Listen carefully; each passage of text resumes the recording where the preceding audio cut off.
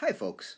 Today we're looking at optimization, which is the math of the optimal use of resources. So that could be minimum materials, maximum profit, maximum area or volume, and so on.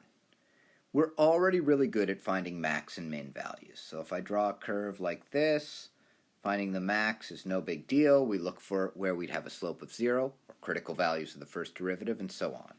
Same thing for a min. The only tricky part of this is going to be that some of the optimization questions require a fairly involved setup. We need to express the quantity we want to optimize in terms of a single other variable. So we'll look at that in terms of 3 examples today, but before we get to doing the examples, I want to show you a set of steps that may help with this process. This is a slight variation on our basic word problem solving approach. So step 1 is going to be to define our variables and knowns, and if at all possible, draw a diagram. The next thing we're going to do is construct an equation for the thing that we want to optimize. So whether that's profit or area or volume or surface area, what is it that we want to make as good as possible?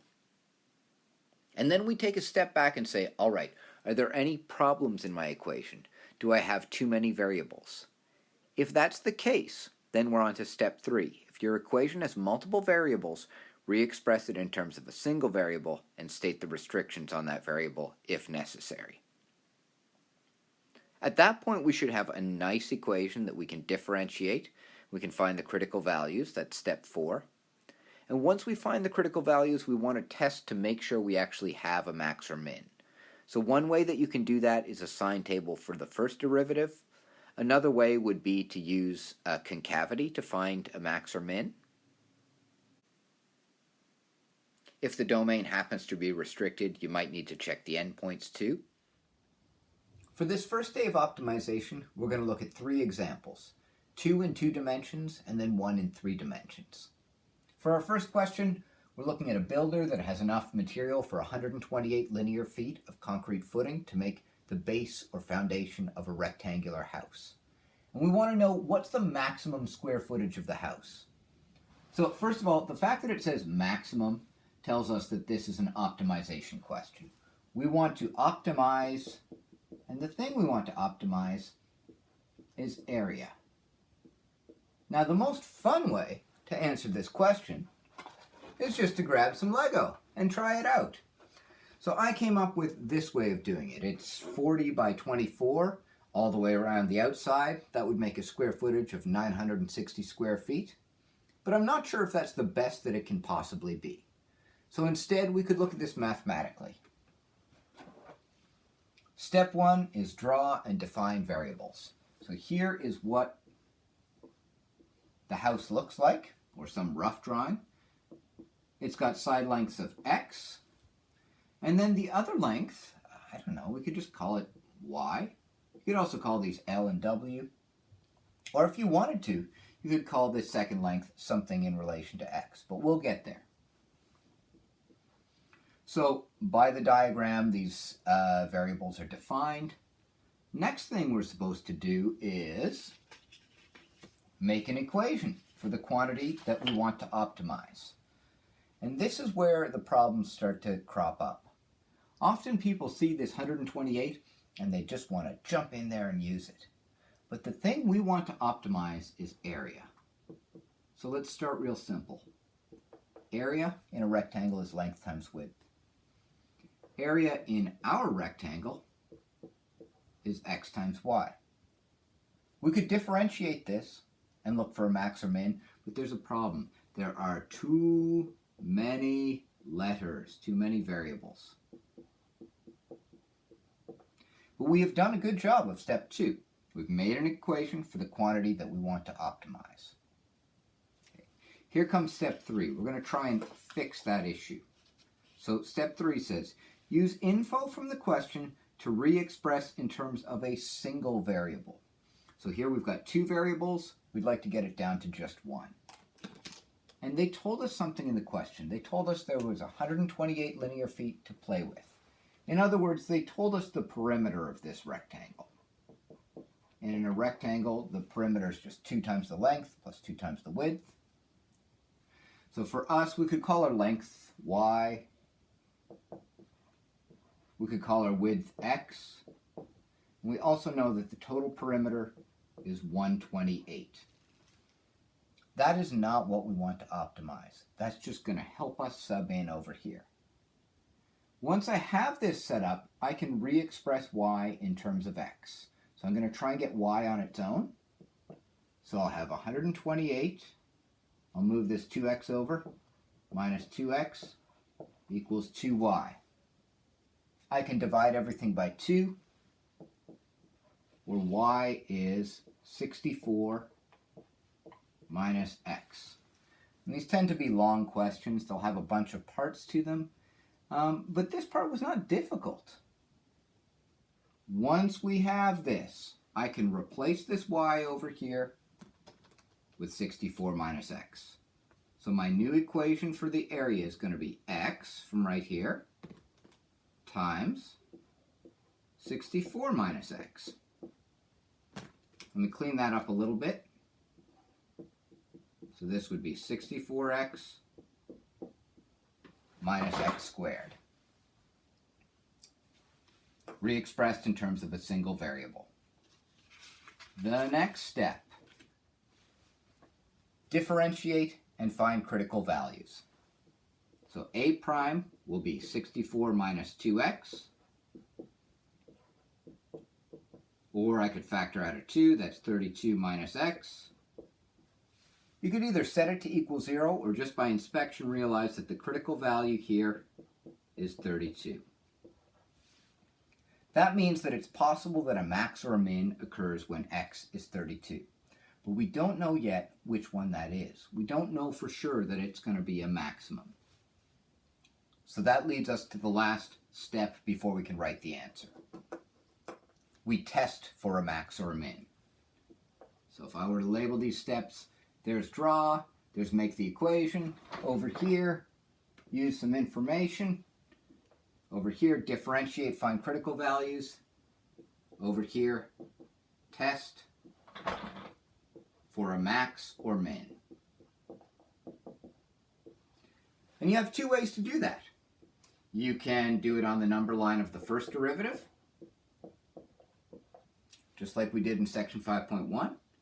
So if I put something less than 32 into the first derivative, I'm going to get a positive. If I put something greater than 32 into the first derivative, I'm going to get a negative. Oh my gosh, area went from increasing to decreasing. We must have a max. Okay. Looks like this, max at x equals 32. Another way that you can test for whether there's a max is to use the concavity. So if I differentiate again here, I'm going to find out that the second derivative is just negative 2, which is always negative. And that means that it's concave down,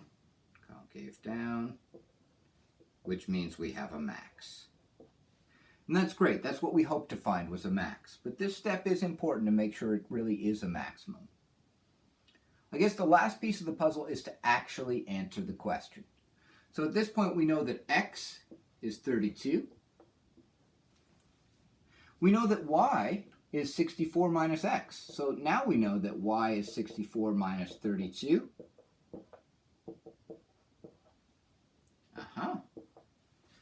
So what's the maximum area? It's just length times width, or 32 times 32.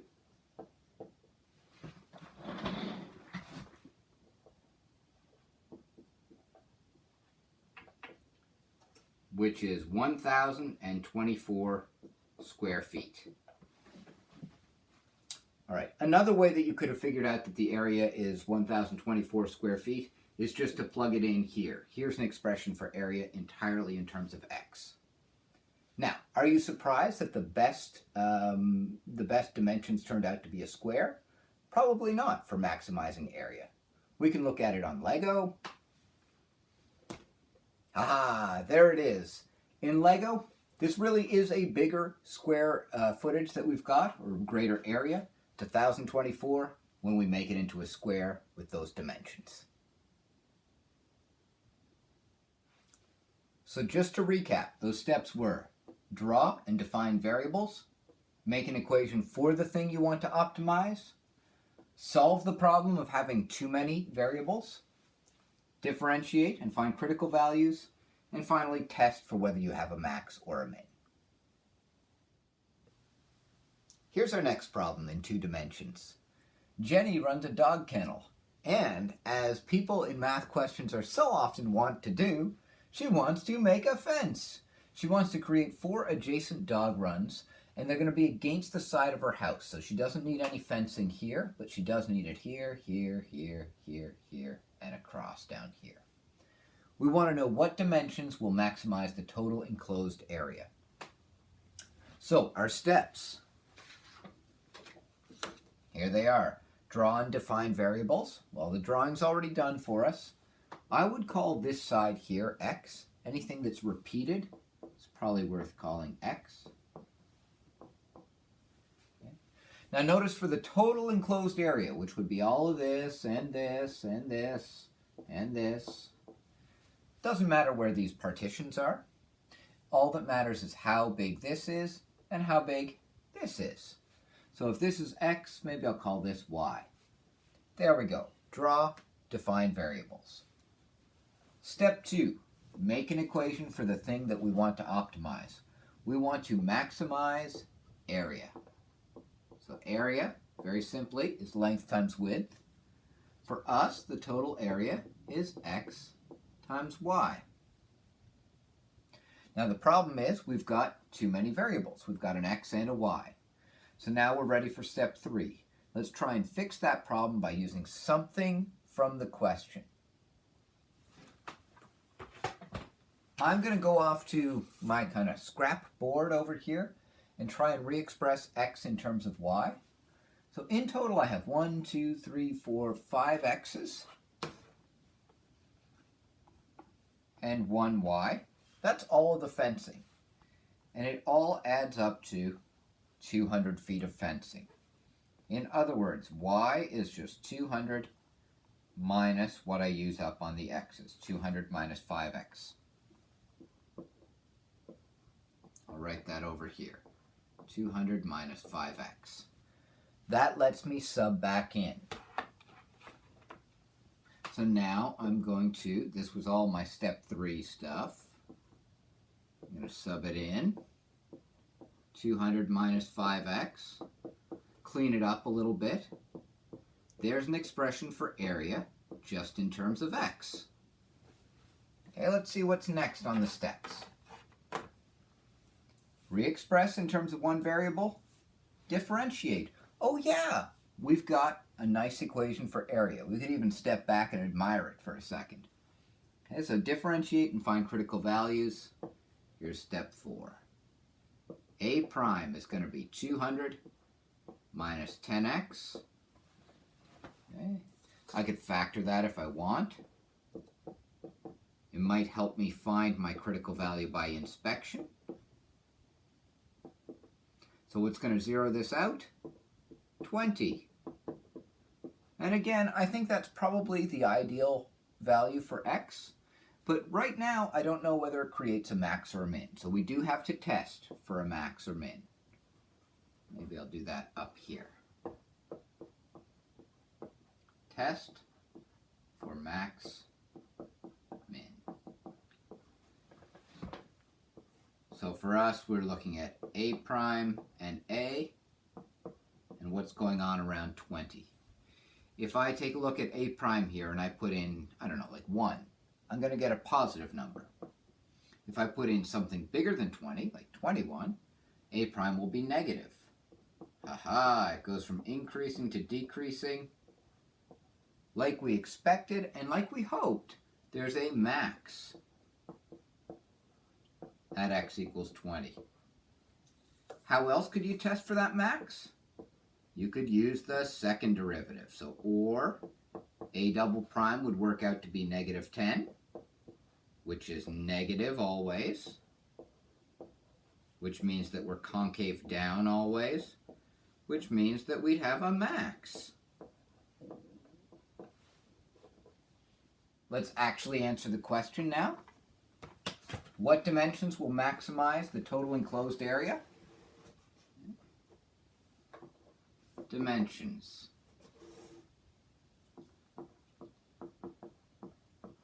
It was x, so 20 feet, by y. And y is 200 minus 5x. So let's think about that. 200 minus 5x, or 200 minus 5 by 20. That would be by 100 feet. Now there are some assumptions here. We're assuming that our house is actually 100 feet long. And if that's not the case, then we won't be able to have these ideal dimensions. But you should probably make it as long as possible in terms of the y value. So we've gone through the steps again. Make a drawing and define variables. Make an equation for what we want to optimize. Solve the problem of having too many letters by using some information from the question. So for us, that happened over here on the scrap. And then just differentiate and hunt down critical values and test for max or min. We'll do one more question, and this time it will be one that we couldn't solve just using a parabola. For our last question, we're looking at trying to optimize the volume of a box. So we have 500 square centimeters of cardboard to create a closed-top box, just a regular one, a rectangular prism like this, like a tissue box. The length is twice the width. Find the maximum volume of the box. So our steps say, number 1, let's draw. And here's how you draw a box. Make a little parallelogram and give it some sticks. There we go. Now, I think it's going to be easiest if we call our width x. They tell us that the length is twice the width, so let's make the length 2x. The height, we can call it h if you want. I'm going to call it y, just for fun, but it really doesn't matter. Okay, next thing we're going to do is make an equation for what we want to optimize. So over here, this was step 1. Here comes step 2. We want to optimize volume. And we don't have to make a fancy equation for it, just any old equation for the volume of a box. The easiest thing to say is that it's length times width times height. And now, in our particular case, that means 2x by x by y. Or volume is 2x squared y. Now, is that a terrible equation for it? No. Is it perfect? For our purposes, it's not quite perfect because it's got this pesky y in it. We would like to re-express in terms of x. Now, what are we going to do to be able to re-express it? Well, we'll have to use something that they told us in the question. And the only thing that they told us is how much cardboard we have to use. Notice the units here too. It says centimeters squared. They told us something about area. And actually they told us the surface area of the box. So I've got a rectangular prism here. And if I unfold it, you can see its entire surface area. And you can also see that its surface area is comprised of 6 rectangles, and really it's just 3 sets of doubled ones. There are what we might call the fronts, there are what we might call the sides, and then there's the white ones that are the top or bottom. I'm going to color code my diagram, just like this box.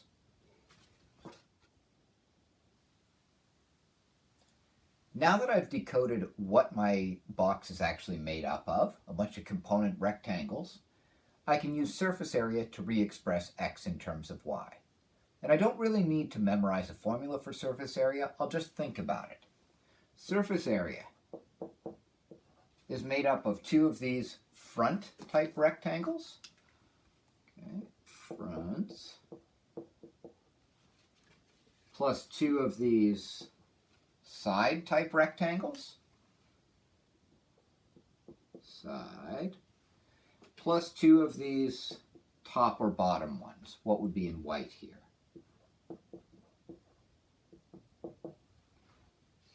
Surface area is 500. I'm going to sub that in right away so that I'm not confused and think I'm optimizing surface area or something. Surface area is given. There are two fronts, and their dimensions are rectangles that are 2x by, well, this would be by y.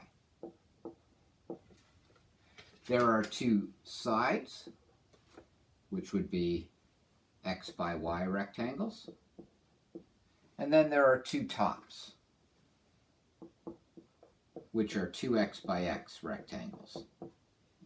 Those are just their dimensions, length and width. I'm going to simplify this a little bit, and I'll go all to black marker at this point.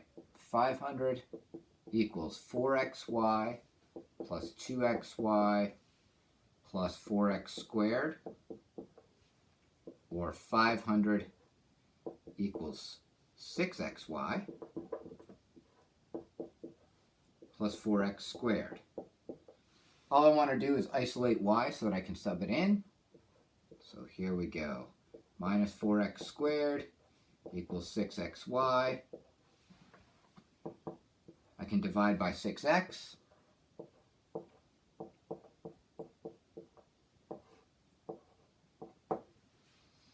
And there's an expression for y. I can sub it right in over here. I can also reduce it because all these numbers are even. They all divide by 2. So I could, I guess in simplest form, say that y is equal to 250 minus 2x squared all over 3x.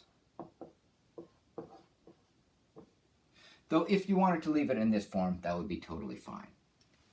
That's all the work that we have for step 3, and it is kind of cumbersome, but now we've got this that should hopefully make the rest of the question kind of sail by. I'm going to erase some of this stuff, and then we'll come back and do the back half of the question. Now I've got space, and I know that y is this expression, so let me write it in there. 2x squared by 250 minus 2x squared all over 3x. I'm going to want to differentiate this, so I should reduce it, put it in easiest form first. And one thing you might notice is we have an x squared times an x on the bottom. So these are going to divide out, and we'll be left with v equals 2x by 250 is 500x. 2x by 2x squared is 4x cubed. And this is all over 3. There's our expression for volume, and we might need it later when we actually find the volume.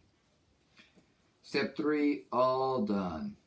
Step 4, differentiate and find critical values. So v prime is not going to be too hard to do. There's no x on the bottom, so we don't need a quotient rule. We just go derivative of 500x is 500 minus 4x cubed, that would be 12x squared, and this is all over 3. Now notice that it's pretty hard to just pick out what the critical value is here, so you may need to do a little bit of hunting down. You can factor the top if you want, or you can just hunt critical values by setting the derivative equal to 0. So 0 equals 500 minus 12x squared all over 3. Times both sides by 3, we get 0 equals 500 minus 12x squared, or 12x squared equals 500, or x squared is 500 over 12. And we'll square root both sides to get what x is. Normally we'd need a plus or minus, but since we're talking about lengths here, there are no boxes with a length of negative 6.45 centimeters. There's only positive. So that will be our critical value. We don't know if it's a max or a min yet. Let's find out, and that would be step 5. As always, we have two approaches. We can either use the first derivative, 6.45, and test around it.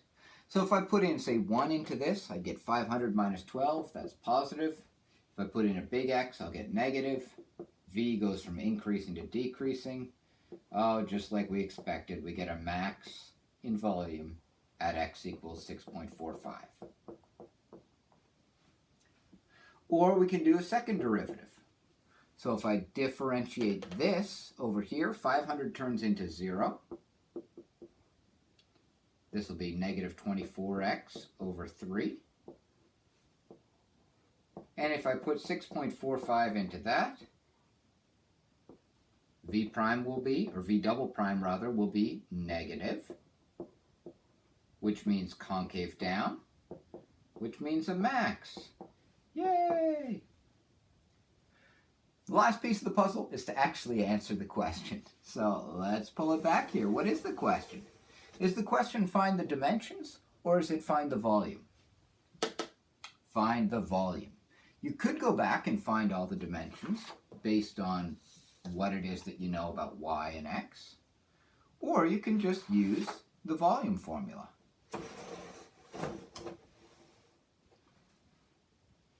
So right over here we have a lovely formula for volume just in terms of x. At x is 6.45, volume would be 500 by 6.45 minus 4 times 6.45 cubed. And this would be all over 3. In the end, we would get a volume of about 717 centimeters cubed, or 717 milliliters if you prefer. So this looks really complicated when we have more dimensions, but the technique is still the same. We are making a picture. We are making an equation that's going to be optimized. We are re-expressing, and most of that got erased, but this was the result. We are differentiating and hunting down critical values. And finally, we are testing for max and min before actually answering the question. Good luck with the problems, and let me know if you have questions, folks.